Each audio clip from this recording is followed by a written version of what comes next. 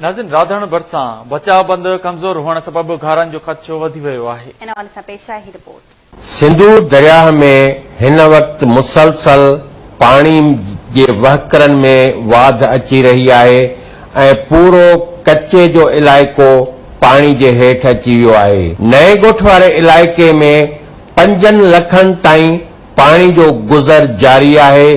उन खां अलावा आपाशी खाते वारनि जो चवणु आहे त पानी जा वहकरा वधीक इज़ाफ़ो थींदो ऐं पानी जे वहकरनि में तेज़ी ईंदी। आपाशी खाते वारनि हिन वक्त ताईं लाड़काणो सेवण बचा बंद जी का बि सार संभाल न लधी आहे। बचा बंद खे बरसातुनि सबबि मुख़्तलिफ़ हंधनि तां ॾारूं पइजी वयूं आहिनि ऐं बचा बंद मुख़्तलिफ़ हंधनि तां खाजी वञण सबबि कमज़ोर पइजी वियो आहे, जंहिंजी कमज़ोरी सबबि हिते नुक़सान जो ख़तरो पैदा थी वियो आहे। जेकॾहिं पानी जे वहकरनि में वाध थी त बचा बंद उन पानी जे वहकरनि खे बर्दाश्त करे न सघंदो, जंहिं सबबि हिन इलाइक़े में बि वॾो ॿोॾ जो ख़तरो पैदा थी पियो आहे ऐं हितां जे इलाइक़े वासियुनि मुतालबो कयो आहे त बिना देर जे आपाशी खाते वारनि पारां लाड़काणो सेवण LS बंद ते तवजह ॾेई